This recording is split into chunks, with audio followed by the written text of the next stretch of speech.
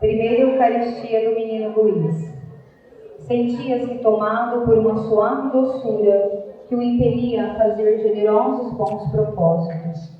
Contudo, a certa altura, caiu no sono com seu livrinho de orações nas mãos e foi acordado por uma voz feminina que o chamava pelo nome.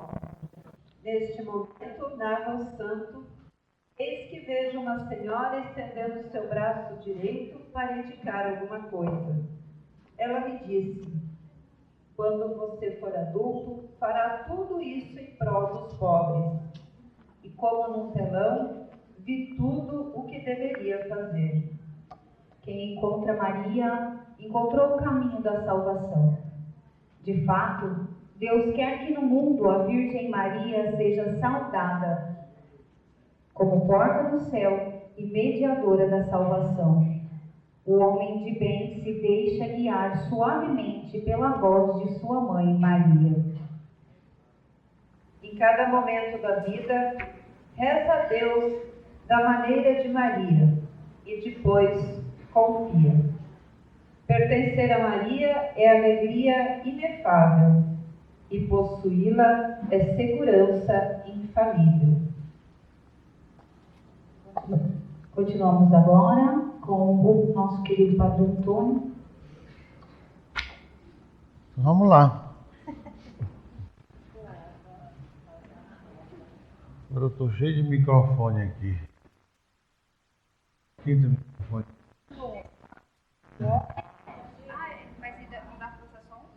Agora eu não posso nem falar, nem pensar alto, porque senão sai tudo. Todos os cantos por aí, as coisas aí, né? O nosso pensamento. E quando nós abandonar-se a providência divina ou a divina providência, nós caímos sempre no assunto da fé. Paramos ali. Como é que tá? Não foi no Guanela News, que eu me lembro. Tinha outra coisa. Não foi no Guanela News. Nós paramos. Vamos ver se consegue colocar lá o trem, né? Onde a gente parou antes para ver. A gente falou num textozinho que dizia assim: dizer creio em Deus significa fundar sobre Ele a minha própria vida, sem medo de perder algo de mim mesmo. Lembram? Então nós fechamos aqui, nós paramos aqui na parte da manhã. Não é isso? Uma frasezinha que estava ali. Eu acho que foi aí que eu parei? Ah, meu Senhor. Então é a minha existência que deve mudar e converter-se. Pronto. Oh, que coisa legal. Eu queria saber se vocês estavam mesmo ligados. Estão entendendo? Agora eu sei que vocês estão ligados. Então é isso aqui. Bom, isso aqui não precisa mais nós falarmos. Vamos ver. Cada vez que participamos num batizado, deveríamos nos perguntar ou perguntar-nos. Toda vez que a gente vai em um batizado. Batizado hoje em dia é muito interessante. Hoje em dia, os párocos geralmente, os padres geralmente que estão numa paróquia, eles sofrem um pouco com essas questões de batizados. Por exemplo, tem gente que chega e diz assim: padre, eu tenho um grande amigo que quer ser padrinho do meu filho. Só que esse amigo não é católico. ele é evangélico. Eu disse assim, olha, aqui nós temos uma falta de coerência, né? Uma falta de coerência. Como é que uma pessoa que não é católico vai ser padrinho de um católico? Né? Porque tem algumas perguntas que são feitas no batismo. Né? Quando você crê em Deus ou em Jesus Cristo, tal, da Virgem Maria, o que a pessoa vai dizer? Vai ficar calado? Aliás, hoje em dia, quando você está batizando, quando eu vou realizar algum batismo, na hora das perguntas, eu fico olhando para as pessoas assim.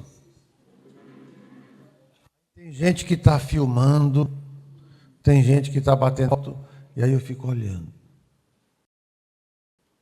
Até que a pessoa se toca e responde. Não é? Muito interessante. Batismo. Então, quando a gente participa de um batismo, a gente deve pelo menos fazer algum tipo de pergunta. Né? Como eu vivo diariamente o grande dom da fé? Né? A cada dia da minha vida, como eu vivo o dom da fé que me é colocado, né, no batismo, por exemplo. Quando eu me torno filho de Deus, como nós dizemos, né? Filhos amados e queridos de Deus. Então, como é que eu vivo no meu dia a dia o batismo? Né? A igreja, ela criou o curso de batismo ou formação de pais e padrinhos, a gente pode dar o nome que quiser, né? Mas a igreja criou e cada dia se torna mais exigente nesta formação de pais e padrinhos. Porque a cada dia se percebe uma ignorância cada vez maior em relação ao que significa um sacramento. Né? Todos vocês sabem o que significa a palavra sacramento? Qual é a origem da palavra sacramento? Eu pergunto assim para as pessoas, você sabe o que é sacramento? Por que existe a palavra sacramento? Você sabia que sacramento é uma palavra feita de duas raízes da língua latina? Sacro, sagrado, e mentus, mentus de cabeça. O que é o mentus de cabeça? É aquilo que me liga, que me une ao sagrado, a Deus, a providência. Né? Isto é a origem da palavra sacramento. E o sacramento do batismo, o sacramento da Eucaristia, o sacramento da crisma, são chamados de iniciação cristã. Né? Iniciação cristã. Esses três sacramentos nos inicia na vida de fé, na vida em Deus, na religiosidade, na espiritualidade, nos forma nesse sentido. Então, quando a gente participa de um batismo, nós devemos estar pensando no nosso batismo. Como é que eu estou vivendo isso ali no dia a dia da minha vida? Eu me esqueci do meu batismo? Eu pergunto aqui, quem é que lembra aqui o dia que foi batizado?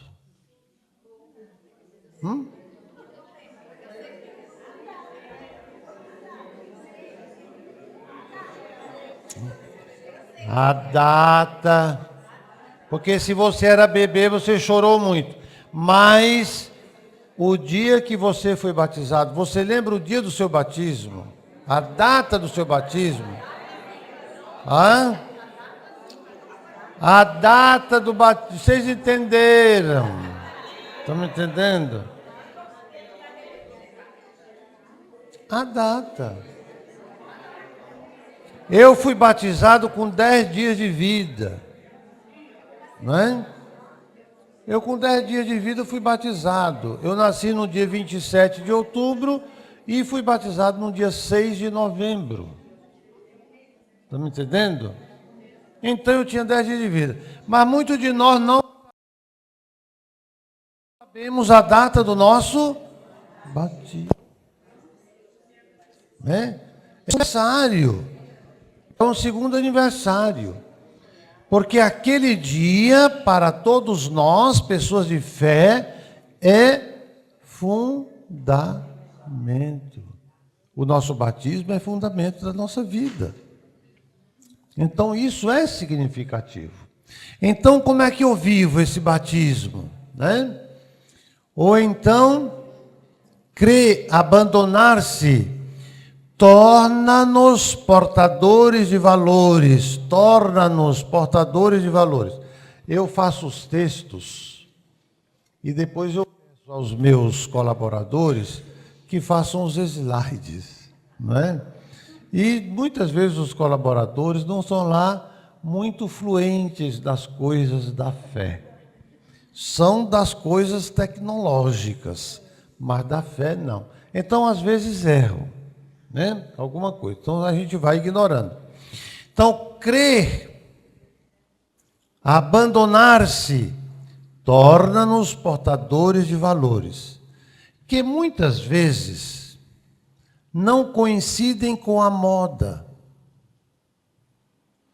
nem com a opinião do momento. Exige que adotemos critérios e assumamos comportamentos que não pertencem ao modo de pensar comum. O cristão não deve ter medo de ir contra a corrente. Aliás, quem é que diz isso sempre? O Papa Francisco, né? O cristão não deve ter medo de ir contra a corrente para viver a sua fé, afastando a tentação do conformar-se. Então nós temos assim, gente, cristão é diferente do mundo, não tem jeito. Não tem jeito de nós satisfazermos o mundo, não tem como. Da mesma forma que não tem como o mundo satisfazer a gente totalmente. Não tem como fazer isso. Se o mundo matou Jesus Cristo, como é que nós vamos satisfazer o mundo? Nunca. Porque no dia que a gente receber o aplauso do mundo, então tem alguma coisa errada. Tem alguma coisa que não está funcionando. Não é? O mundão, o jeito de pensar no mundo. Uma vez uma pessoa chegou para mim, Padre Antônio, esse negócio aí de casar, aí não dá certo. E aí a gente não pode casar de novo. Isso aí está na Bíblia? Está. Está na Bíblia. Pois então, padre, nós temos que rasgar essa página da Bíblia. Ou então nós temos que mudar a Bíblia. Eu disse assim, olha, rasgar a página até dá. Mas mudar não dá, mesmo que você rasga a página. Está me entendendo? Palavra de Deus, como é que nós vamos mudar? Mas, padre, tem que saber... As pessoas têm que começar a pensar o que significa amar. Amar.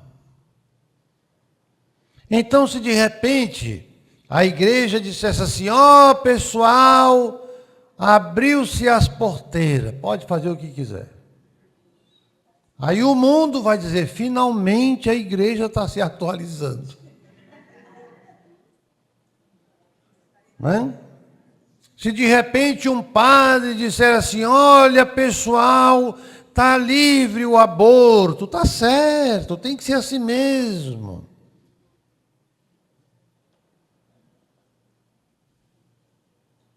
Aí o mundo ia dizer, a igreja agora está se atualizando. O mundo, não os cristãos, não as pessoas de fé. Agora está se atualizando. Finalmente, a igreja diz que podemos matar. O que é isso? Gente, as coisas do mundo é de uma hipocrisia do tamanho do universo. Muitas vezes tem católicos que concordam com esse tipo de coisa.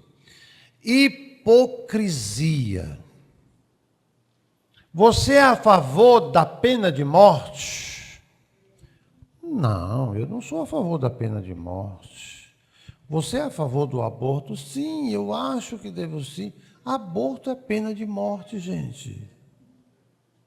Aborto é pena de morte. Não tem como ser diferente. Aborto é matar. E o que é pior? É matar uma pessoa inocente que não tem a mínima ideia ou condições de defesa. E o que ainda é pior é ser morto pelo próprio pai e pela própria mãe. Não tem como ser diferente. Ah, porque o Congresso descriminalizou o aborto. Quem é o Congresso? Agora, porque meia dúzia de gente à toa fala que discriminou o aborto, então é permitido, é tranquilo. Mas quem são aqueles caras para dizer isso? Ah, porque o Supremo Tribunal Federal... Mas quem são aqueles bobão lá para dizer isso? Eles podem dizer o que quiserem, mas o que eles dizem não significa nada. Aborto continua sendo matar.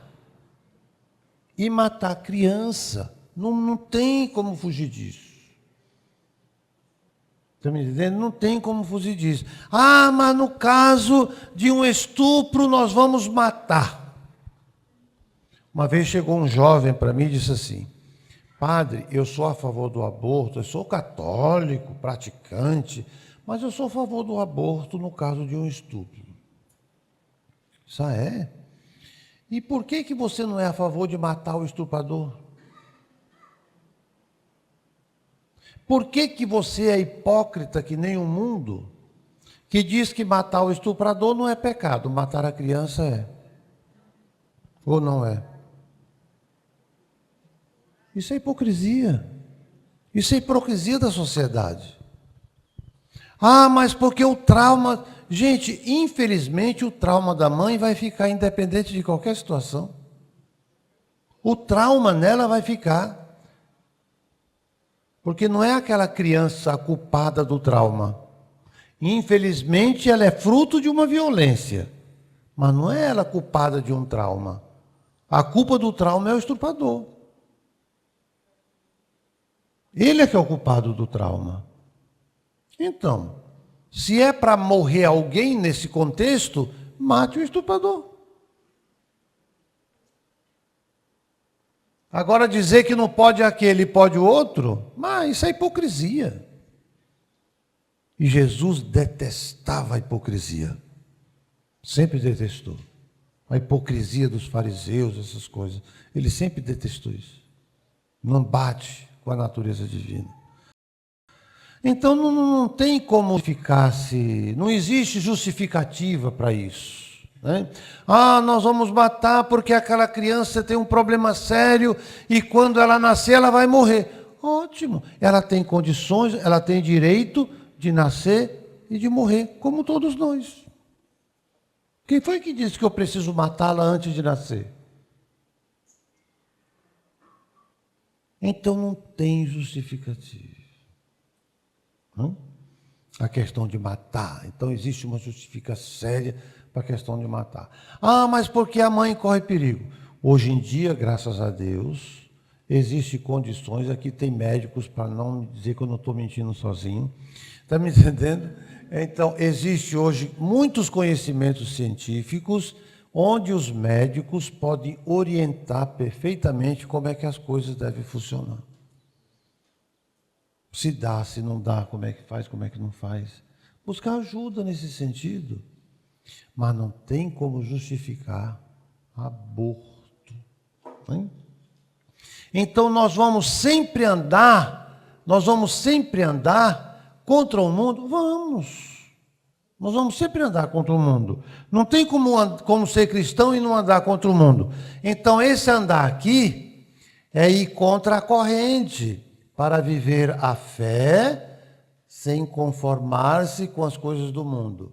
Então não tem jeito. O cristão sempre vai bater de frente com o pensamento do mundo. Não tem como ser diferente. Né? Vai haver sempre uma unidade? Não vai. Porque o mundo exclui Deus e nós não escolhemos Deus. Né? Todas essas coisas só podem acontecer se exclui Deus. Então a fé, como fundamento da esperança, isto é uma certeza absoluta daquilo que a gente não vê. Né? A fé como fundamento da esperança. Mas é justamente pela fé e pela esperança e pela caridade que nós vamos estar presentes no mundo. Né? Vamos estar presentes no mundo.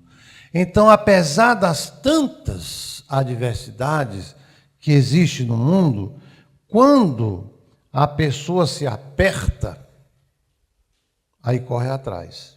Né? Dizem que existe o cristão bombeiro. O que é um cristão bombeiro?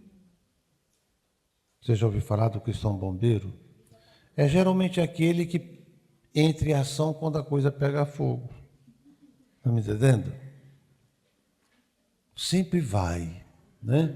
Existe o velho ditado: se não vou por amor, vou pela dor. Né? Então, no mundo é assim, a fé, a vivência da fé, ela faz com que a gente, o nosso testemunho, o nosso jeito de caminhar, o nosso jeito de falar, o nosso jeito de ir contra as adversidades das coisas, isso ali a gente vai marcando o mundo. Não é? Eu conheci um padre que ele disse assim: o mundo está de pé porque todos os dias existem muitas celebrações eucarísticas.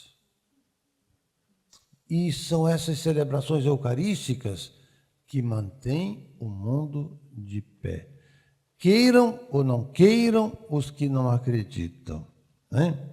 A gente tem assistido algumas situações em que as pessoas invadem a igreja, quebram as imagens, né? E saem como se tivessem feito a coisa mais bela do mundo. E como é que deve dizer nós cristãos? Pai, perdoa-lhes, porque eles não sabem o que fazem. Há poucos dias atrás, lá em Porto Alegre, no santuário, entrou um cidadão que foi da capela da adoração, aquele cidadão, e ele pegou a lamparina, né, aquela aqui de pendura, ele pegou, botou na sacola, e isso a gente viu tudo nas câmeras que tem.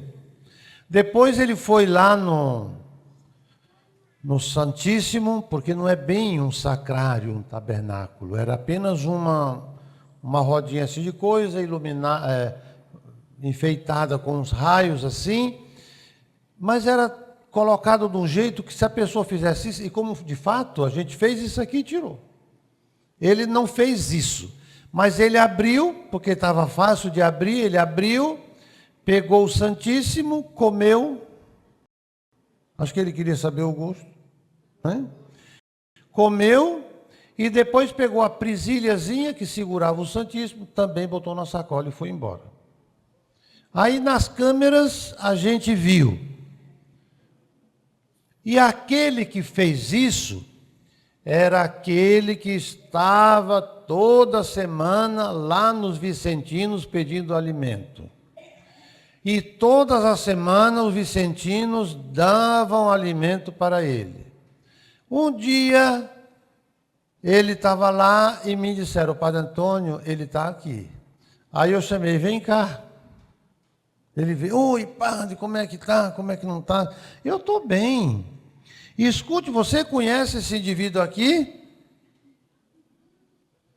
Não. Não, padre, não conheço. Mas é engraçado, e esse casaco aqui? Não é meu casaco. Aí eu olhei assim, aproximei. Tu tem certeza que tu não conhece isso aqui? Não conheço.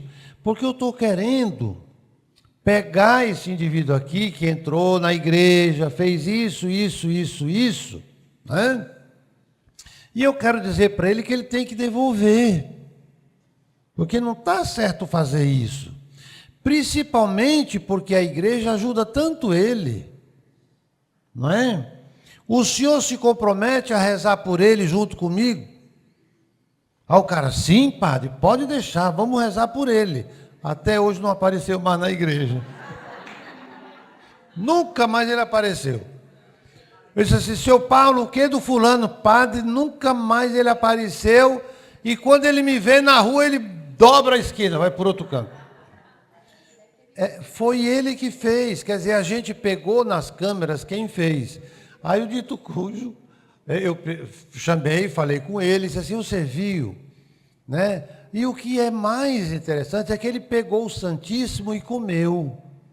O Senhor que estava lá. Queira Deus que ao entrar no seu estômago, o Senhor o transforme e torne uma pessoa melhor. Você é padre, realmente. É cara de pau, né? E era ele. Era ele. Nunca mais ele apareceu. Né? Aí as pessoas, padre, nós vamos ter que fazer umas... Não, não precisa, gente. Não houve profanação do templo. Né? Porque o Santíssimo, ele comeu, a gente vê na câmera, né? Que ele come, e a presilhazinha que ele pensou que era de ouro, botou dentro da sacola dele junto com a lamparina, né? Aquilo que de pendura, para vender, provavelmente. Talvez ele pensou que tudo aquilo era ouro, né?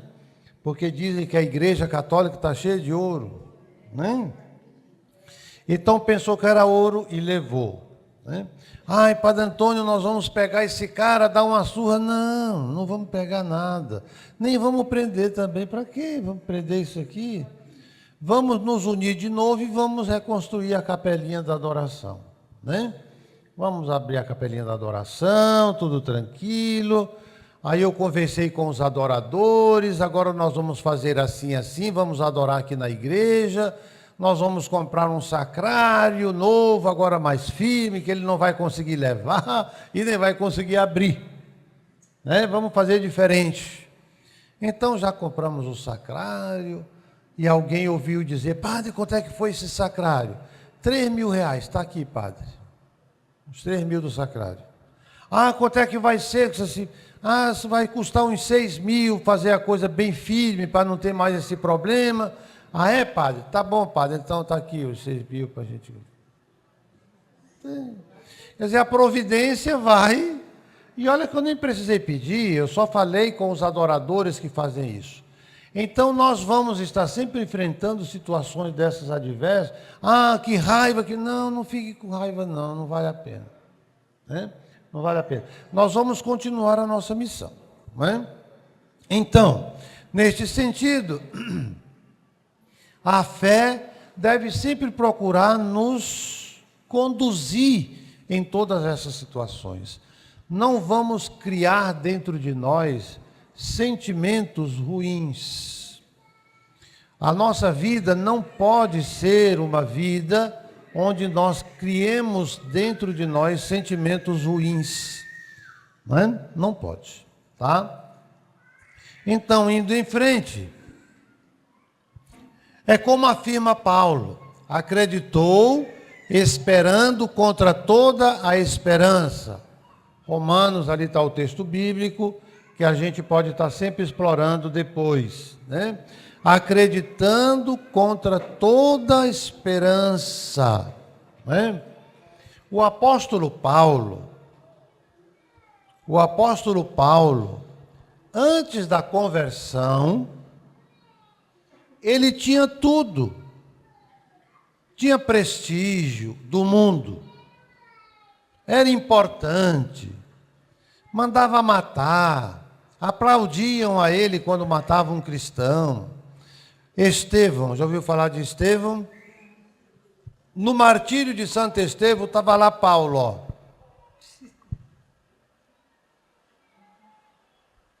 Santo Estevão sendo martirizado, ele em pé olhando.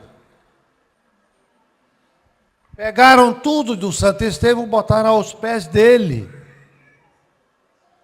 Aos pés dele. Depois da conversão que Paulo teve, acabou o prestígio, sobrou desprezo, foi judiado, foi preso. Ele mesmo faz um relato de todas as misérias humanas que ele passou. No fim da vida dele, ele diz assim: eu considero tudo aquilo que eu tinha antes como lixo. Lixo. E o que eu considero de fato vida é tudo que eu tive depois. Então, quando nós nos abandonamos nos braços da providência, acontecem essas coisas. Por isso que a gente, quando se candidata mesmo e vai caminhando em direção da santidade, o mundo chama a gente de doido. São Luís Gonella não foi chamado de doido? Não foi considerado louco? Jesus Cristo não foi considerado louco? Os santos é assim. Por quê? Porque nós estamos remando contra a correnteza mesmo. E nós sabemos muito bem disso. Quanto mais nós crescermos na fé, mais nós vamos estar andando contra a corrente. Sempre mais. Quanto mais eu me acomodo, mais eu pareço que tenho paz. Mas é uma paz que vem entre aspas, porque não é a paz. Eu estou acomodado, como quem diz assim, eu vou ficar quieto. Quando eu fazia psicologia, estava na faculdade de psicologia, uma professora chegou dentro de sala de aula e disse assim, aí vocês imaginam que numa sala de psicologia, quando descobriram que eu já era padre, aí todo mundo pensou que eu era um extraterrestre. Entendendo? Quase que viveu assim como extraterrestre. Foi bem. Então, a professora chegou e disse assim, ó pessoal, essa história aí da Igreja Católica, está me entendendo? De levar um tapa num lado e depois virar o outro lado, isso é conversa para boi dormir. Àquela altura do campeonato, toda a turma olhou para quem? Como quem diz assim, será que ele vai falar? Aí eu levantei o braço assim timidamente e disse assim, professora, deixa eu lhe fazer uma pergunta. A senhora é professora de sociologia. Quando a senhora lê um texto de Durkheim, Emmanuel Durkheim, que é um grande sociólogo, que ele fala de determinados assuntos da sociedade, a senhora faz o quê? Considera aquilo como um texto que vai ao pé da letra ou a senhora interpreta o pensamento do autor? Ela disse assim, é lógico que eu interpreto o pensamento do autor. Pois muito bem. Isso aí que a senhora está dizendo, quem falou foi Jesus Cristo. Viu? Quem falou foi Jesus Cristo. Está na Bíblia. Então, quando a senhora lê a Bíblia, a senhora vai exatamente fazer uma interpretação do texto da Bíblia. E quando Jesus Cristo diz que bateram num lado teu e você deve virar ao outro lado, o que Jesus Cristo quis dizer, professora, é que nunca se responde o mal com outro mal. Porque quando a senhora responde o mal com outro mal, a senhora está aumentando a prática do mal. Mas quando a senhora é capaz de responder um mal que lhe acontece com o bem, a senhora, em vez de aumentar o mal, a senhora diminui o mal e faz crescer o bem. Então, minha santinha querida, Não é conversa para boi dormir. E quase que eu disse, eu só não disse por respeitar a professora. Conversa para boi dormir é essa sua aí. Está me entendendo? Essa sua aí é que é conversa para boi dormir. Mas eu não fui dizer, porque senão era um desrespeito à professora, na frente de todos os alunos. Mas eu expliquei. Só que naquele dia não teve mais aula de sociologia. A aula foi só isso. Porque aí todo mundo queria saber isso e aquilo e aquilo. Estão me entendendo? E aí a professora teve que ficar calada. Teve que ficar calada, porque ela não sabia falar da Sagrada Escritura. Mas aí eu dizia, só se a professora permitir, evidentemente. Depois a gente pode conversar lá fora, professora. Eu expliquei porque é bom que se saiba disso. A Sagrada Escritura nunca é conversa para boi dormir, porque é palavra de Deus. E a Bíblia quer dizer coisas boas, professora. A Bíblia não quer falar coisas ruins. Está me entendendo? Não se responde mal com mal. Não se responde violência com violência. Porque não vai dar certo. Vamos estar fazendo aumentar o que é negativo. Outra vez nós tínhamos umas aulas chamada psicopatologia. Todo mundo sabe o significado de psicopatologia, né? São as doenças da cabeça, as doenças da psique. Por isso que patologias são doenças, né? Então, psicopatologias, a doença da cabeça. E o professor chegou e disse assim: olhe, na Igreja Católica tem uma coisa que não dá para concordar. Aí, o que aconteceu com os alunos? Todo mundo voltou-se para o padre, né? E aí, os alunos perguntaram: o que é, professor, que não pode concordar com a Igreja Católica? Essa história de que os dois, quando se casam, tornam-se uma só carne. Aí eu pergunto: qual dos dois ficou despersonalizado? Aí eu disse assim: professor, deixa eu responder. Quando a Sagrada Escritura não é só a Igreja Católica, é toda e qualquer igreja que se paute na Sagrada Escritura. Quando Deus diz assim: eis que o homem deixará a sua casa, se unirá à sua mulher e os dois serão uma só carne, ele quer dizer o seguinte: quando um homem e uma mulher se amam, constroem uma vida em comum e os dois caminham, juntos, professor. Não vai um para a direita, outro para a esquerda. Se o meu amigo é meu amigo, ele é amigo da minha esposa. Se é amiga da minha esposa, é amiga do esposo dela. Então o amor faz com que os dois caminhem juntos. E o que a Bíblia quer dizer é isso. O senhor me entendeu? Aí ele disse assim: entendi. Entendi, e graças a Deus que você está aqui para explicar para a gente o que isso significa. Porque tem muitas coisas na Bíblia que a gente não sabe o que significa. Pois então, professor, quando não sabe, primeiro se informa para depois falar. Não é não? Porque falar sem saber vai dizer besteira. Aliás, tem muita gente por aí falando besteira porque não sabe. Não é? Quando sai um documento pontifício, um documento do Papa, aí já sai o noticiário. E o que o noticiário vai dizer? Porque o Papa... Escuta, tu está pegando parte. Porque muitas vezes, gente, a nossa imprensa se alimenta de carniça. Está me entendendo?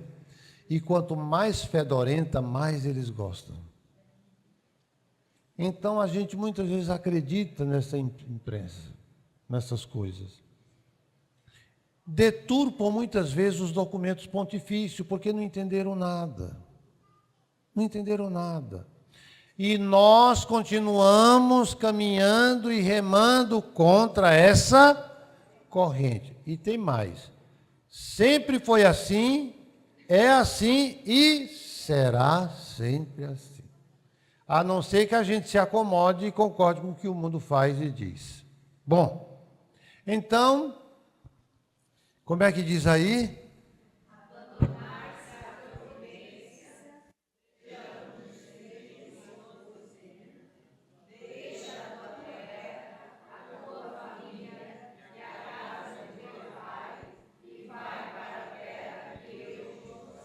O que significa aquele GN lá? Gênesis, capítulo 12, versículo 1. Então está aí o pedido que Deus faz a Abraão. Né? O pedido que Deus faz a Abraão. Então é isso. Abandonar-se é ir. Está me entendendo? É ir. Eu atendi uma pessoa, eu não vou dizer o lugar, tá bom? Não vou dizer o lugar, tá? Porque a gente anda em muitos lugares e de repente a gente nem sabe onde foi. Aí a pessoa chegou para mim e disse assim: padre, eu estou fazendo o meu discernimento vocacional. Eu só que beleza, que maravilha, né? Mas em que sentido que você está fazendo o seu discernimento vocacional? Eu não sei se eu quero ser padre, se eu quero seguir uma vocação religiosa, eu não sei. Eu disse: é mesmo? Ele disse: por que, padre, o senhor não acredita? Eu disse assim: não é que eu não acredite, mas qual é a sua idade? E sabe, padre, eu tenho 58 anos. Eu disse assim: você vai discernir quando, meu filho? Quando você estiver no céu? Estão me entendendo? Ora, com 58 anos e ainda não tem um discernimento vocacional, gente, isso aqui significa medo, insegurança, incerteza. É o tipo assim: eu tenho meu pai, deixa que eu vou enterrar primeiro meu pai. Entendeu? Porque com essa idade, criatura, se tu não tem um discernimento vocacional, começa a rezar, viva a sua vida, está me entendendo? Faça o bem e acabou, continue vivendo assim. Porque se você até hoje não discerniu, você vai dizer no dia, você vai discernir quando? Você fica padre num dia e se aposenta no outro. Não tem cabimento isso. Então, quando a gente vê isso aqui, abandonar-se à providência, né? Ou alguém que tem um pensamento dessa natureza, então é preciso que a pessoa saiba: se eu creio em Deus, se eu vivo a fé, eu não preciso esperar 50 anos para poder discernir o que eu devo fazer da minha vida, né? Ele está com 58 anos hoje, porque tem dúvida se vai ser padre ou se não vai ser padre, e também não casou. E vai ser padre quando? Né? Por isso. Porque isso é conversa de um adolescente de 20 anos, 19, 18, 19, 20 anos. Chega aqui e fala isso, então nós vamos te ajudar a discernir. Né? Então, abandonar-se à providência. Né? Olha o que fez Abraão. Aí vem uma pergunta pertinente: como teríamos respondido nós a um convite semelhante? Né? A um convite dessa natureza, como teríamos respondido nós? Vocês querem que a gente fale aqui uma coisa hoje, que é uma realidade nas paróquias? Tem paróquia que essa realidade é maior, tem paróquias que essa realidade é menor. Né? E tem paróquias que talvez não seja, nem exista. Pode acontecer isso. Eu diria, pelo menos, que algumas paróquias que eu conheço no Nordeste não têm essas grandes preocupações nesse sentido. Né? Mas hoje em dia tem paróquias que para você achar uma liderança é coisa dificílima. Porque qual é o texto? Eu não tenho tempo. O brasileiro adora isso. Eu não tenho tempo. Eu não posso. Eu não sou capaz. Hoje em dia é muito complicado isso. Tem paróquias que é muito difícil. Tem paróquias lá em Porto Alegre, não vou dizer qual é a paróquia, mas algumas paróquias em Porto Alegre, por exemplo, paróquias que até para cantar na missa o padre tem que pagar a pessoa. Pagar. O Ministério de Música, que não é ministério, porque o Ministério de Música ele é gratuito, é uma doação, mas tem paróquias que o padre não tem nem os cantores para animar a Santa Missa. Né? Então, como é que eu respondo a isso aqui? Muitos cristãos respondem a isso, né? Porque eu não tenho tempo. Se eu não tenho condições, é outra história. Né? Eu não tendo condições, é outra história. Mas se eu tenho condições, qual é o problema de eu servir? Eu não vou servir o padre, eu vou servir a igreja de Jesus Cristo. Né? Isso, hoje em dia, existe muito em nossa igreja. Ou então, não, coordenar não. Por quê? Se você tem o dom de liderar de forma positiva, você está com medo de quê? Né? Você está fugindo de quê? Entre nós, guanelianos, não pode acontecer isso. Nas paróquias em que nós servimos, se nós somos convidados, chamados, enviados para um ministério, que eu saiba dizer dentro das minhas possibilidades, evidentemente, Deus não quer que ninguém force a barra, mas eu responda, sim, eu aqui estou. Como é que a gente cantou hoje, não cantou hoje no começo? Como é que a gente diz, cantando essa música? Eis-me aqui. Eis-me aqui, Senhor, para fazer tua vontade, para viver no teu amor, para fazer tua vontade, para viver no teu amor. Eis-me aqui, Senhor. Ai, que canto lindo. Mas se eu não fizer, está me entendendo? Então, o canto é para que eu o coloque também na prática, não é?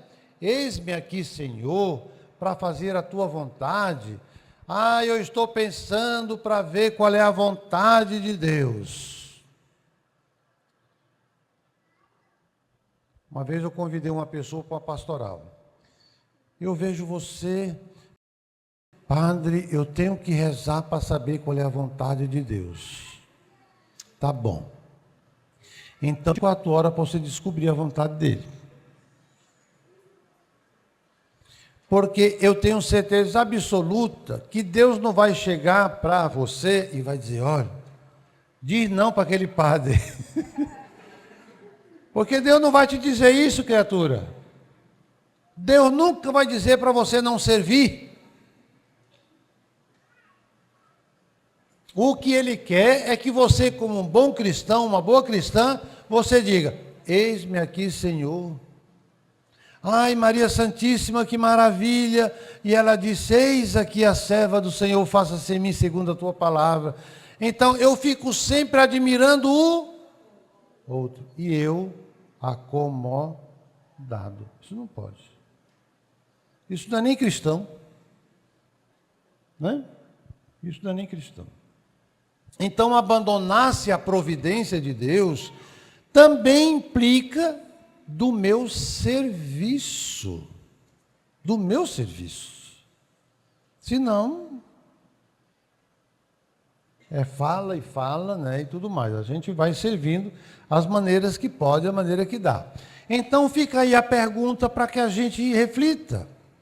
Né? Como é que eu responderia diante de um convite desses aí?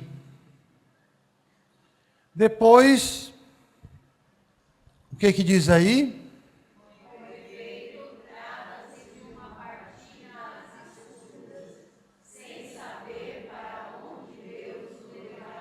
Nós estamos sempre colocando aqui como modelo a figura de quem? De Abraão. Tá? A figura de Abraão. Então, Abraão, como esse pai, modelo da fé e tudo, ele não ficou questionando Deus. Escuta, Senhor, e como é que essa terra lá de Ur, lá não sei de onde que o senhor está me mandando, como é que é lá? Hein? É uma partida às escuras. A fé, gente, ela é isso. A fé é isso. Porque eu não vou ter a parte concreta, né? Eu não posso definir fé diante da parte concreta. Eu não preciso ter fé nesta taça. Eu estou vendo e pegando nela. Naquilo que eu posso ver, pegar e constatar, não preciso de fé. Para quê? Se eu estou vendo, constatando, né? Falar nisso, eu vou até beber. Fé é justamente essa partida nas escuras. Mas como aquela criança que eu citei, que se joga nos braços do pai, porque sabe que aquele pai é incapaz de desejar o mal a este filho. Né? Atirar-se nos braços de Deus é aquela certeza, abandonar-se nos braços de Deus é aquela certeza absoluta de que Deus nunca quer o mal para o seu filho. Agora é uma partida às escuras, porque eu vou indo, eu faço o caminho caminhando, não é? Eu faço o caminho caminhando no caminho, não é? Ele não está pronto, eu vou fazer esse caminho. Então a fé, ela tem essas características, né? Que mais? É o caminho que exige uma obediência e uma confiança radicais, ao qual só a fé permite Aceder, né? A fé é isso. Ela exige uma obediência radical, não é, a Deus. Uma vez chegou uma pessoa para conversar comigo, chega muitas, né? Mas a gente fala uma pessoa para dizer: padre, eu queria saber o seguinte, qual é a vontade de Deus em relação a mim? Aí eu disse assim, que você seja uma pessoa boa. Sim, eu sei, mas eu quero dizer profissionalmente, que você acerte na sua vocação. Não, mas aí ele tem que me dizer qual é a minha vocação. Não. Deus não vai dizer qual é a tua vocação. Não tem como. Porque Deus te concedeu uma liberdade para você escolher. De repente Deus diz assim: olha, Antônia, a sua vocação é você ser médica veterinária. Aí você diz assim: tá bom, eu vou ser médica veterinária. Na hora que você vê o primeiro cachorro na sua frente, não gosto disso. Né? Então Deus não pode dizer para você o que é, porque você é livre para escolher. Deus não quer ninguém forçado. Deus não faz ninguém forçar. Agora eu posso chegar diante do Santíssimo e dizer assim: Senhor, me dá sabedoria, tipo Salomão que pediu, né? Me dá sabedoria para que eu saiba escolher, refletir, ter serenidade, para que eu acerte naquilo que eu vá servir melhor. Né? Porque existem muitas profissões hoje que a questão é essa: qual é a profissão que rende mais hoje, no dia de hoje? Né? Mas às vezes aquela profissão pode me render financeiramente, mas não me faz um bom profissional, né? Não me faz um bom profissional. Então eu vou ser um profissional rico e infeliz. Se conseguir. Se conseguir. Então, a vontade de Deus é que nós sejamos bons. E que nós, para vivermos esse tiro no escuro aí, esse atirar-se no escuro, nós possamos ser alguém verdadeiramente acolhedores dessa bondade divina. A obediência radical que fala aqui, a confiança e a obediência radicais que essa afirmativa faz, é o fato de você ser alguém aberto a essa manifestação da graça, livre das amarras, né, que te prendam a tantas coisas de mundo. Então, isso é o que de fato significa essa obediência e confiança radical, né, a título de Abraão, por exemplo, quando saiu da sua terra com a sua família e foi por onde Deus lhe indicava. E então, como é que é? Somos desafiados. Creio em Deus Pai Todo-Poderoso. Viu? Uma vez teve um padre que me disse assim, na hora da absolvição geral da missa. A absolvição geral da missa não é um rito sacramental. Não é? Na missa, o ato penitencial não é um rito sacramental. Eu não estou fazendo uma absolvição sacramental. A absolvição sacramental é no sacramento da penitência ou confissão. Ali é o rito sacramental. O da missa não. Não é? Não tem valor de sacramento o ato penitencial. O sacramento como um todo é o da Eucaristia, no ato da celebração, que é dividido em duas partes principais, a parte da liturgia e a parte da Eucaristia. Liturgia e eucarística, né? Então, na Santa Missa tem isso. E dentro dessas partes, tem vários ritos que compõem o ato celebrativo, né? Então, no ato penitencial, aquele momento de introspecção, que eu vou celebrar a Eucaristia, então eu preciso, de fato, dizer-me assim, como eu estou celebrando a Eucaristia?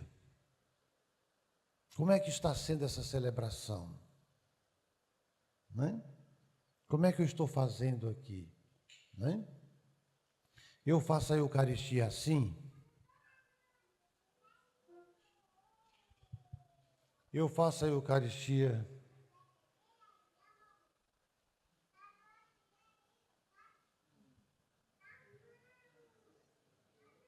com celular? Deixa eu fazer uma pergunta aqui. Quem de vocês leva o celular na hora da missa?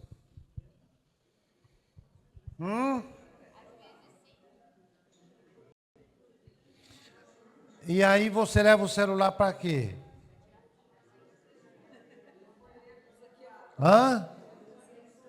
Para ver as leituras, é? É só para ver as leituras? Se for assim, está salvo todo mundo. Mas é para de vez em quando ver a mensagem quando tremeu aqui. Aliás, quando eu tive meu primeiro celular, aí eu levei na missa. Hoje eu não levo o celular em missa.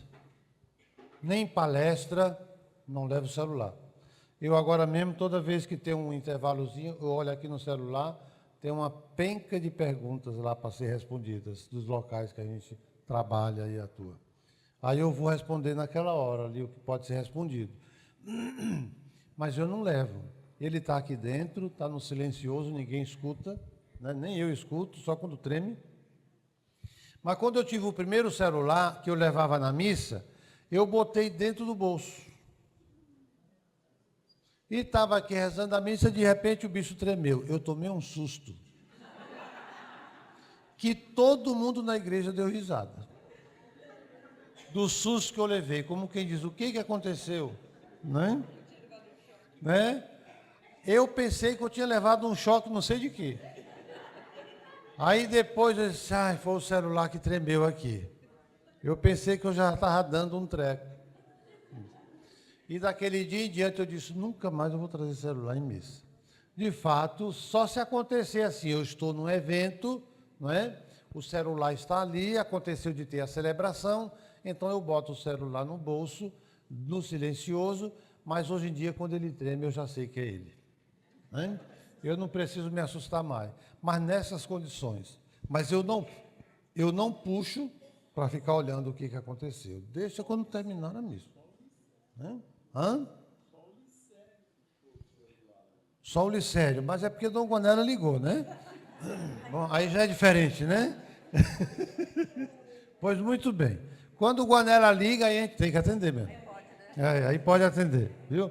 Então, veja. Então, essa é uma realidade nossa que nós vamos aprendendo, reaprendendo, na verdade. Né? Porque o mundo vai criando situações e coisas que a gente desaprende outras. Né? Na realidade, o mundo é assim. A gente tem que aprender, desaprender e aprender novamente. A coisa funciona por aí.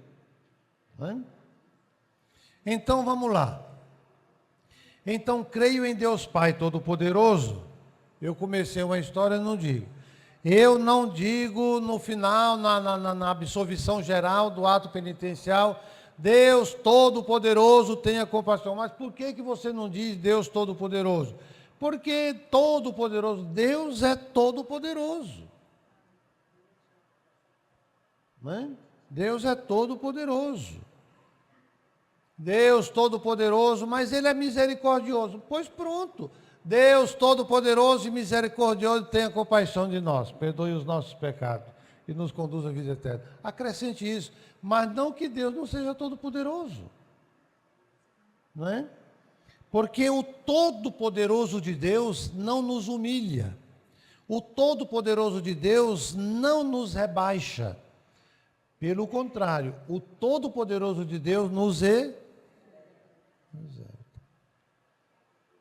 É diferente. Não é um Todo-Poderoso humano, é um Todo-Poderoso divino. Então, o Todo-Poderoso divino nos exalta. Nos garante vida e vida em abundância. Então, como é possível? Aí aqui tem uma coisa muito interessante. Né? Já me deram uma plaquinha lá que está acabando. E aqui tem uma questão muito interessante. Como é possível pensar num Deus Todo-Poderoso contemplando a cruz de Cristo? Como é possível pensar num Deus Todo-Poderoso contemplando a cruz de Cristo? Como é que eu vou me abandonar numa providência quando eu contemplo a cruz de Cristo? Né? Aí está a grandeza desse Deus. O que aconteceu com Jesus como ele estava na cruz? Vamos relembrar aqui alguma coisa? Se tu és o Cristo, desce da cruz. Jesus deixou de ser o Cristo porque estava na cruz? Não. Se ele descesse da cruz para dizer, olha como eu sou poderoso. Saltei da cruz e aí?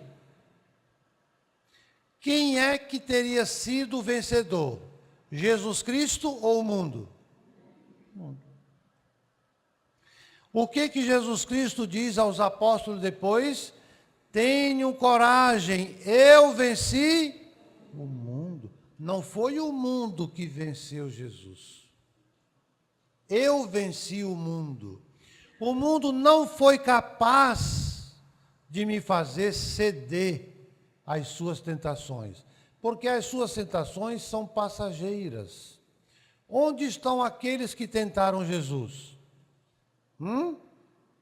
E onde está Jesus? Depois de 2000 anos? Então é ele que venceu o mundo, não o contrário. Então, quando eu penso num Deus Todo-Poderoso, contemplando a cruz de Cristo, eu contemplo num Deus que venceu o mundo e que venceu a morte, e que me garante a vida. A vida e a vida em toda a plenitude. A vida que os santos buscam.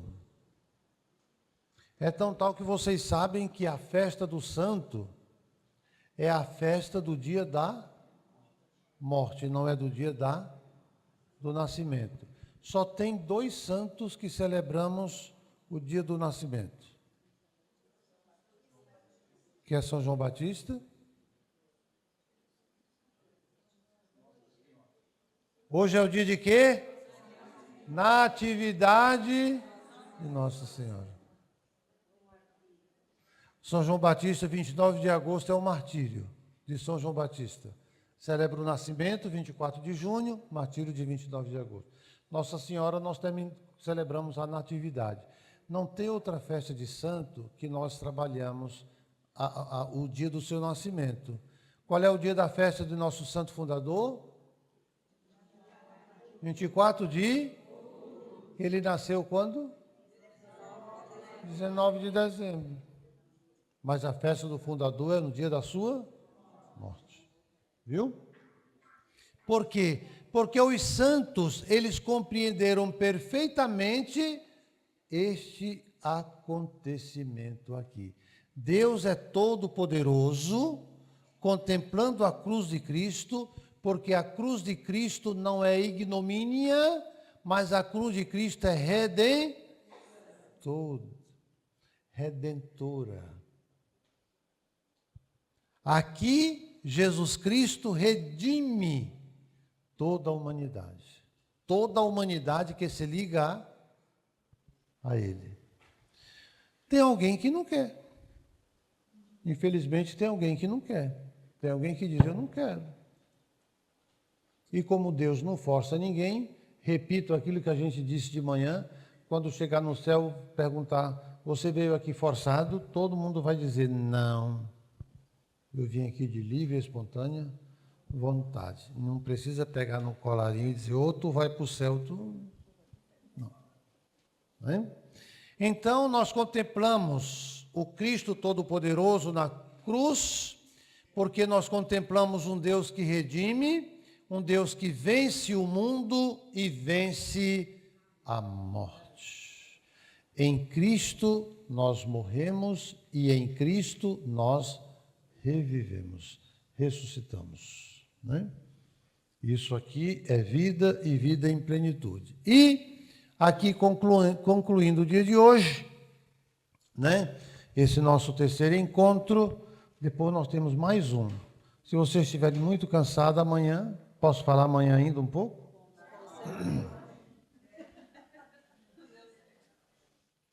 Gostaríamos de uma onipotência divina de acordo com nossos esquemas mentais e nossos desejos. Muitas vezes o que nós queremos é isso. Nós queremos um Deus de acordo com o meu esquema mental, né, com o meu desejo. Aliás, hoje em dia o mundo pensa assim. 7 bilhões de habitantes, 8 bilhões de habitantes, cada um quer construir o seu Deus. Ah, eu quero um Deus que me permita isso, eu quero um Deus que me permita aquilo, eu quero um Deus... Isso era o Deus dos fariseus. Os fariseus, eles tinham o seu Deus fabricado. Deus é que era fantoche na mão deles. Né? E Jesus Cristo disse assim, não. Né? Disse não. O que Jesus Cristo disse a Pedro?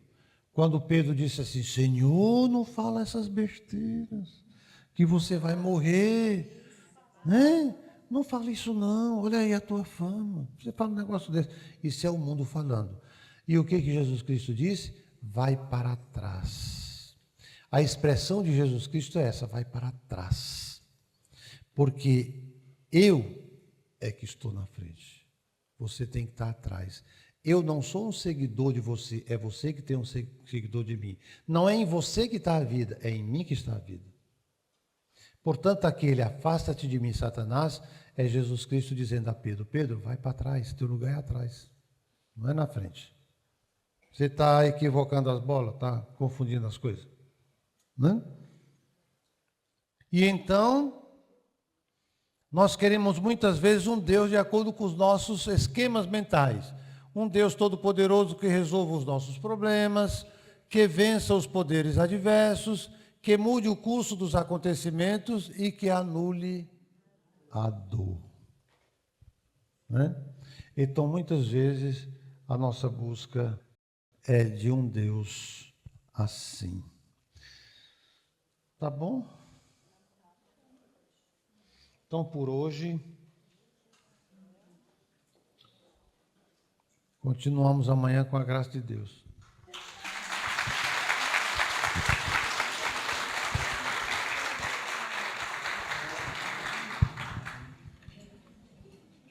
Guanella trabalhava com confiança e esperança, a fim de que, como costumava dizer, soasse a hora da misericórdia de Deus para iniciar as suas obras de caridade, as quais sentia atração inata e vocação divina. Entre dificuldades de todo tipo, desconfianças, incompreensões, perseguições, via desfazer-se ao nascer qualquer tentativa de iniciar as suas obras, mas forte na fé, esperou a sua hora, a hora da providência divina. Nós gostaríamos de convidar a todos agora para a gente, meio que em silêncio, refletindo sobre tudo que a gente ouviu hoje,